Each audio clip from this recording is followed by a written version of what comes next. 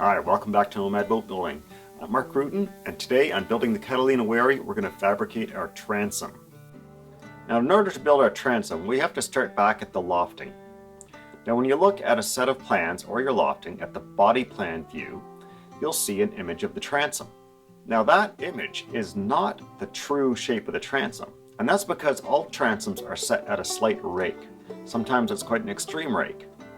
So when you look at that rear body plan view, you're seeing the transom foreshortened. In order to build the transom, we need to do something called expanding the transom. Now, in order to expand the transom, we're going to use a bunch of information that are on our other views in order to project an image of that transom as you would truly see it if it were laid out flat and not foreshortened. It's fairly straightforward. Let me try and walk you through the basics of it. We're looking at the aft portion of the boat of our lofting. On the bottom we have the profile view, and above it we have the half breadth view. Our goal is to try and create this, which is the expanded transom. It is projected square off of our transom rake, and it's going to allow us to project the view of the transom in the half breadth view down into the expanded view in the profile. Mostly we're trying to take this, which is the edge of the transom in the half breadth view, and project it down into the expanded version in the profile view. We do this using the intersection of that transom edge and its planking or water lines. We simply project each of those intersections down to the transom rake, and then the distance between the plank and the center line is projected out square from the transom rake. We simply repeat this at every plank line or water line. We connect the dots, and then we add the transom crown afterwards. And the result is our expanded transom. Now, we can use this exact same process to make an expansion of the inside of the transom, which is going to be a little bit wider. And that's going to make building the transom a little bit easier. And we can use the information from both inside and outside to get us even closer to our finished transom shape right off the bat. And that's what we're going to do today. I've expanded both the inside and outside surfaces of the transom. And because we're going to build our transom out of 2 layers, I can lay those off onto 2 separate pieces of material and then glue them together in order to create our finished shape. We still have beveling to do, but the layout has been done on 2 separate pieces of plywood. It could be done on the front and back of 1 piece of plywood, of course, too. So let's break some material out of that 3/4 inch piece of plywood and get started. Okay, I'm laying out my transom here, and I've laid out one side of it already at this end of the board. I've laid out the inside, which is the larger face, and now I'm laying out the outside because I'm going to be gluing these together. And I'm taking advantage of the fact that I am gluing them together by giving myself 2 different sets of marks. And that way, after I've glued them together, if I make sure that the side that I'm referencing right now is facing up, I will have my finished marks ready to shape to. So my finished bevels essentially will be marked right there on the inside face. We'll cut these halves into separate pieces and then head to the bandsaw to rough them out. I think this deserves a fresh blade. Okay, here's my blade rolling technique. Teeth away from you, step on the blade, hand on the inside, just give it a backwards twist. Simple as that. To undo it, let it fly. Show you that again. Teeth away from you, step on the bottom, twist, and push down at the same time.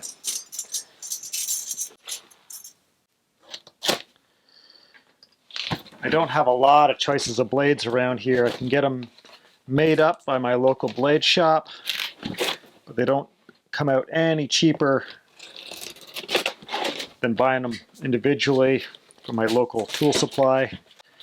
I used to be able to get them sharpened, regular blades. I used to be able to take them to a local sharpening shop, and they'd, for 10 bucks a piece, they'd slap a new edge on them, and it was fantastic because the blades would get less and less set as they got resharpened, and it got to be better and better for doing the work that I do. You could really hug a line nicely with a really low set. But machine died and they didn't bother fixing it. They just scrapped it. Just a real bummer. Anyhow, here we go. I use a 1/2 inch 3 TPI blade for pretty much everything except for my other bandsaw, the big one. I keep a 3/8 blade on that, 3/8 6 TPI. And I just, wow, this is a light steel compared to the other one I just took off. This feels like tissue paper practically. I don't know. We'll see. We'll see. How good's that weld? Middling at best.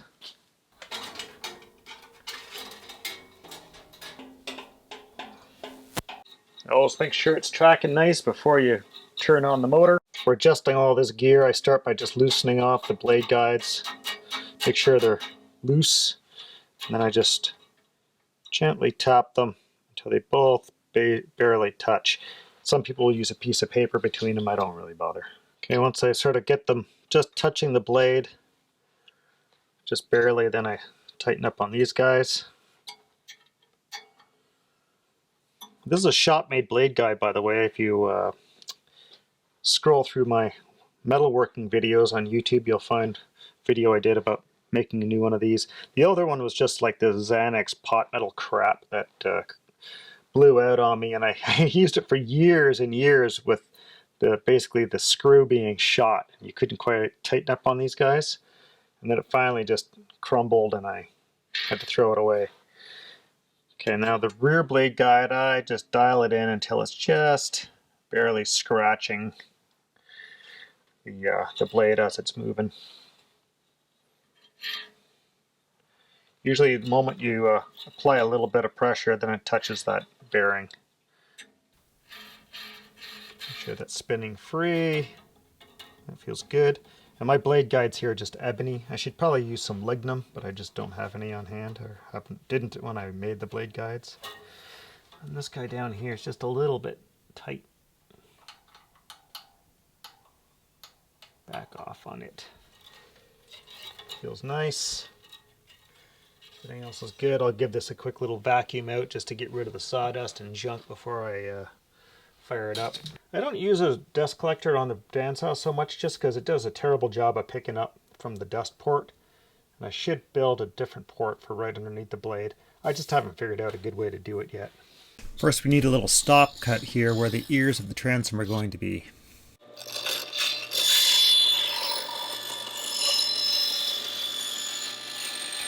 All we're trying to do is get rid of the waste down to within about 1/8 of an inch of our finished line. We still have to do a glue up, so there's no point in getting fussy at this stage.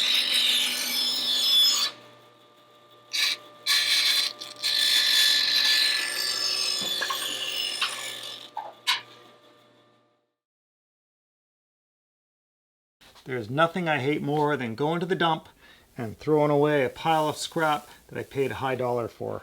One thing that's like gold in a workshop are little clamp blocks that are consistent size. So whenever I've got a bunch of scrap, especially really oddball-y stuff like we just pulled off that panel for making the transoms, I just take it all and I rip it down into little tiny blocks.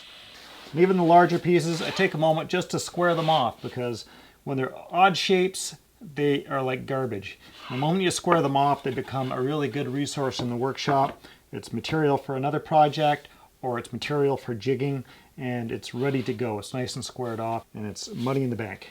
We'll just tuck these away. I got a whole box full of them like that. And when it comes to doing any sort of clamp up procedure or shimming or whatever, I got them. Having little blocks of high quality plywood like this, like marine quality, it's like lighting cigars with $100 bills, man. Can't be beat.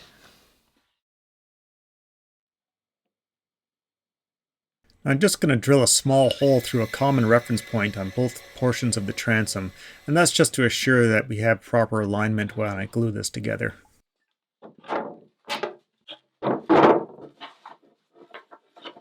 Notice how I aligned the drill bit to the corner of my carpenter's ruler in order to give me a nice plumb hole.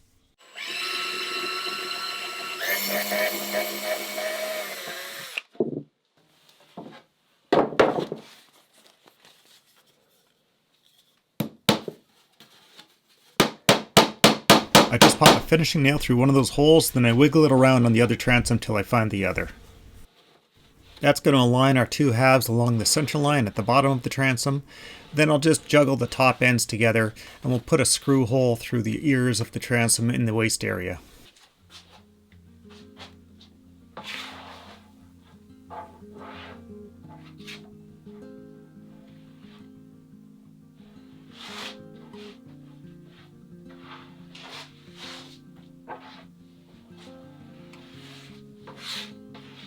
All this stuff up near the top here is not even ending up in the boat, so I don't have to get too fussy about it.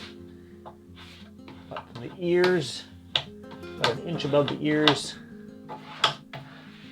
down. That all goes in the boat.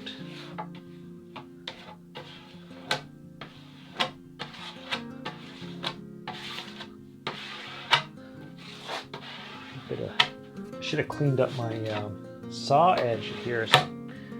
Chucking a bit of junk into my epoxy. I'll just scrape all that off.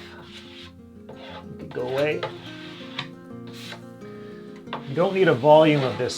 This is just to make sure that the surface has got a good coat.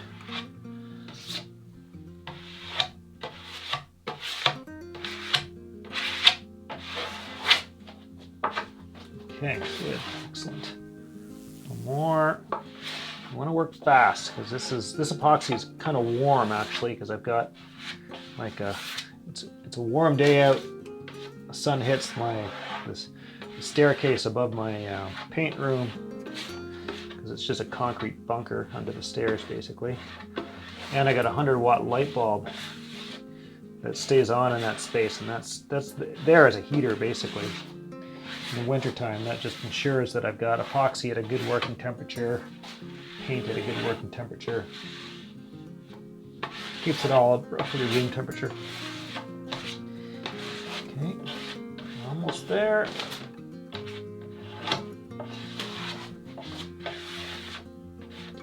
All the way, all the way.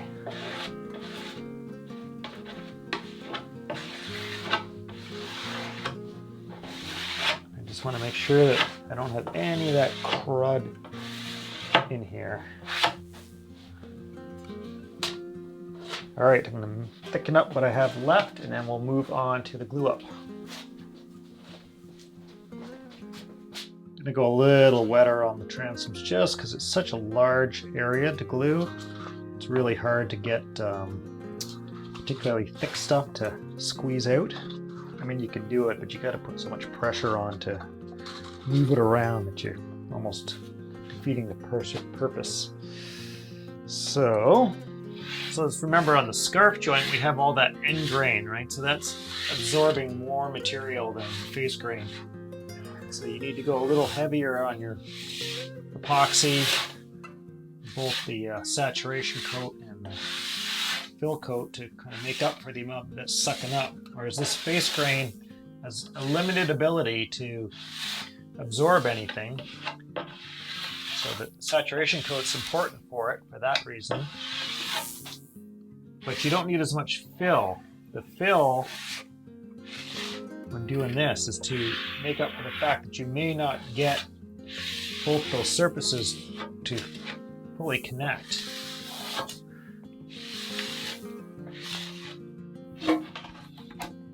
So now this guy, smear it around a little bit.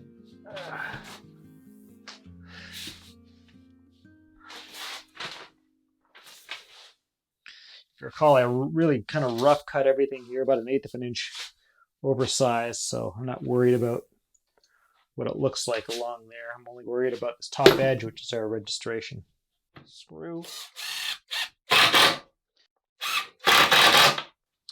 All right, good. Now I'm just gonna get a few clamps, work my way around the edges.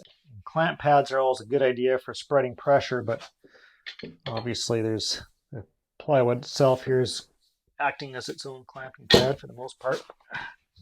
Nothing puts the squeeze on like C-clamps, that's for sure. Their versatility is not always super high for a lot of things, but when you need direct pressure applied They really can't be beat. I'll pop a couple more bar clamps on the outside of the frame here and we'll call it good. I need to figure out what the bevels are in order to lop off these corners on the bandsaw. And there's a few different ways I could do it. I could take a handsaw and I could just cut from this line that's marked on the other side here. So I've got the inside face marked on that side, outside face marked here, and inside face marked here. I could cut a line between those two and stick my bevel gauge through it and just measure it. That's one way to do it.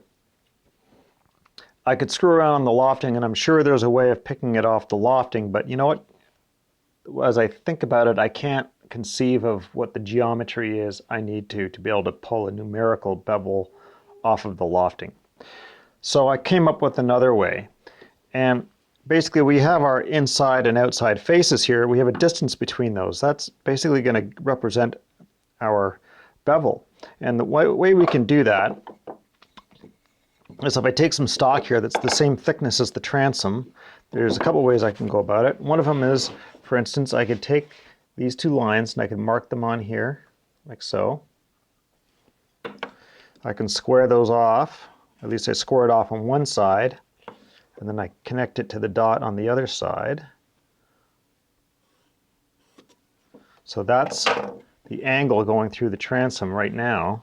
And then I can basically take that angle right there, and I could set this up on the bandsaw to cut it. I would want to set it up so that I'm looking at the inside face, so because you can't fit the whole transom inside the bandsaw throat, you got to work on the outside. So I would have to cut it from the back, basically, so I don't see the angle that's being cut. I would measure it from the bottom.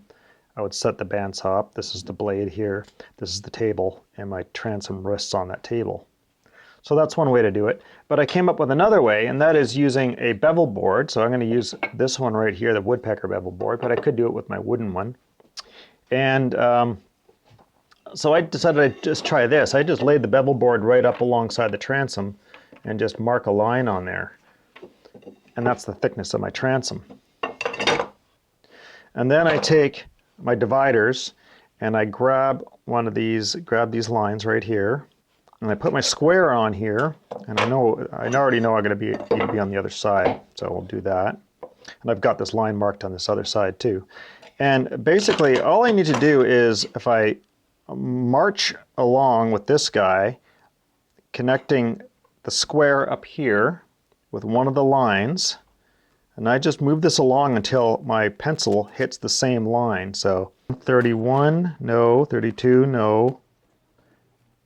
33 degrees. That looks like that lands just about right. There's the thickness of my dividers here to account for. And so if we compare those, they do come out the same. So let's do that with the next one. So over here, pick up this one.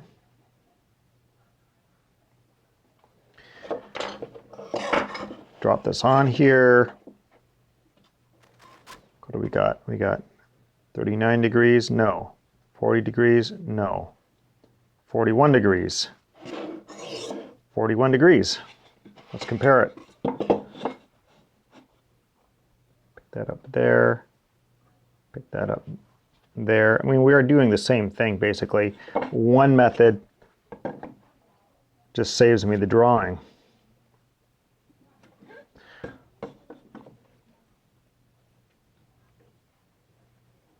I wouldn't really have to draw. I mean, I could just square across without half the drawing at least. Okay, so if we pick that up and I compare, sure enough, 41 degrees. So that's good. So that's just one little trick I just came up with because I usually use this method, this graphic method. And actually this is pretty useful because ultimately I got to go to the bandsaw, I got to set a different angle. It's almost easier for me to say, here's angle number 1. Let's mark that there. All right. We go like so. I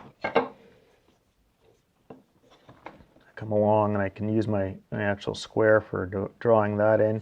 That's going to be my angle number 1, my angle number 2, my angle number 3, and then my angle number 4, and so on. So in fact, I actually prefer the graphic method because I'm more likely to use that. I'm more likely to go, okay, in my head, it's easier for me to sort of imagine how I want the saw blade to go relative to the transom face and such. But that's not a bad little method either. If you needed to record angles numerically, this is a great way to think about doing it. Okay, when you're cutting really acute angles, it's not uncommon to have to remove your throat plate because the slot in it isn't very big. When you're making acute cuts on oddball objects like this, you're pretty much working blind. I can't see where the blade is the way the camera can, so I'm cautiously sneaking up on my line, and when I finally see the blade coming out where I want it to, then I'll continue on with the cut. On the opposing side of the transom, I've already got the adjacent bevel cut.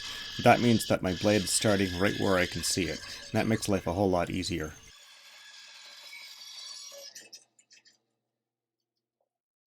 So you can see how my first cut lands just outside of my line here, and then as we get into these other steeper bevels, it gets farther and farther away. And so this is just about right. I don't want to come right to the line. I want a little bit of wiggle room. I'm just going to do a little bit to clean this up. I'm not going to try and come right to the line right away because I want to wait to do that on the boat when I have planking to offer up to it. But I noticed there's some tear out here, and maybe it might be smart for me to just score this guy along the line to prevent tear out from entering our transom on the next cut. So I can just go like that, and that'll prevent the breakout. Okay, so now I'm going to pick up my other bevels and finish it off. Now, one side I'm going to have an easy time. The other side is more difficult. I basically I can get this one easily enough, but this one, I've got the shoulder in the way. And so at best, I can come in with a swooping cut for this last little piece. So I might have to do this, whittle this back by hand, or come up with some other way of getting in there. Bevel number 1, bevel number 2, bevel number 2. So we want this bevel right here. Over on the machine.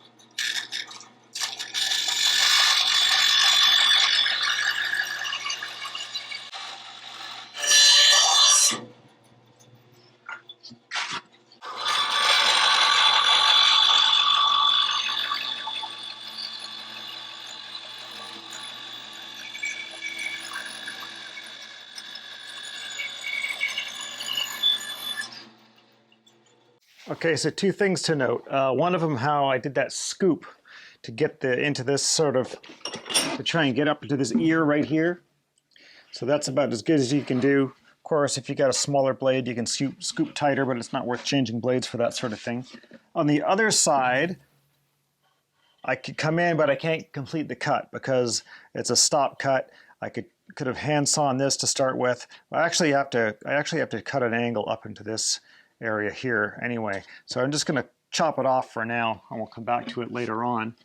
And the third thing is, I was fortunate enough in high school, junior high I think actually, to be in a shop class where a kid was going to adjust the table on the bandsaw, and he went and stuffed his fingers into the blade and chopped them all up. I say lucky because ever since then I've been hyper aware of where I'm putting my fingers underneath this bandsaw. I'm always looking before turning the knobs to change this table angle.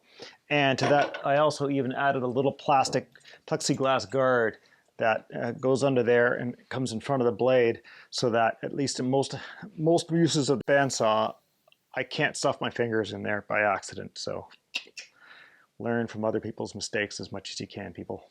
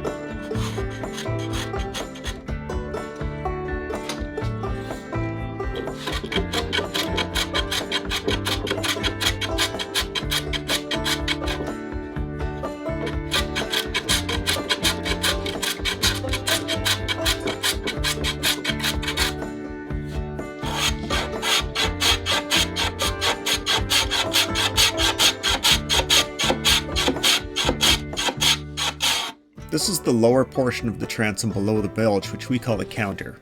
Now the changes in bevel along the length of the counter are very slight. Each plank represents a slightly different bevel, so I'm just going to sketch in where those planks land so I don't lose track of them. And as I go, I'll probably end up planing off these pencil marks, but that's fine, I can keep adding them back in.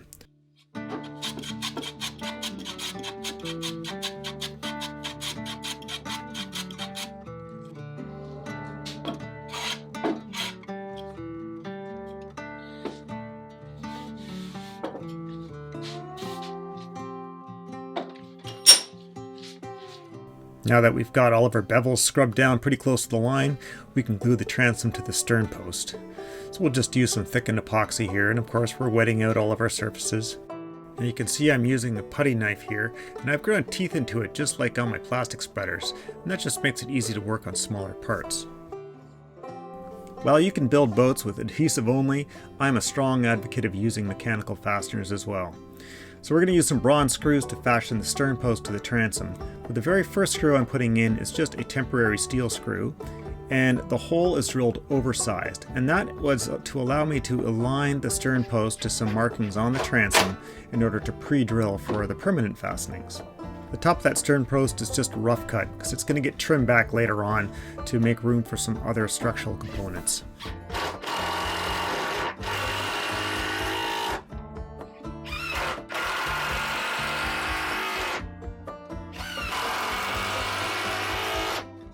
Screwdriver.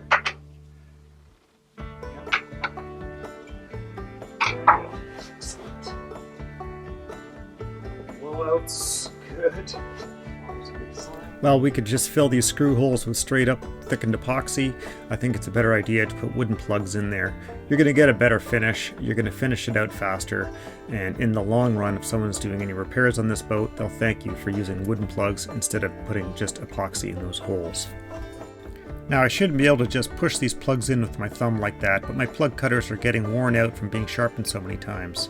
Normally I would use some other adhesive for putting plugs in, like Titebond 3 or even just shellac. Lastly, I'm just going to take my little palette knife. I'm going to clean up most of the epoxy, but then I'm just going to tool down the rest of it into a very tiny little fillet. And then we'll wipe down the rest of the surface with alcohol and a rag just to finish up. You're better off not trying to clean up around the bungs. It's always easier just to sand those down later on rather than to try and work in around them with a wet rag. And that completes this little part of the project. This is now ready to install on our mold once we get it set up. I want to thank all of my followers on Patreon whose financial assistance makes these videos possible. And this week I want to thank Mark Mitchell, Josh Kempthorne, and Joe Grasso for joining me on Patreon. If you'd like to join me on Patreon too, you can find links in the corner or down in the description. So that's it for this week. Please join me again on building the Catalina Wherry. Ciao for now, folks.